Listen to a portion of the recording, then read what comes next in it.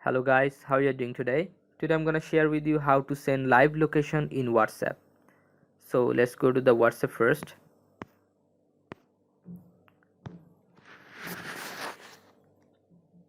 Choose your friend whom you want to share with. Click this attachment icon. Click on the location. Now you can see the share live location. Click on that. Here you can see the time limits, that how many times you want it remain to your friends inbox. So set your time, 15 minutes, 1 hour or 8 hours. I'm setting 15 minutes. Then click on the send button. You can see your location is shared. Now you can stop sharing this anytime.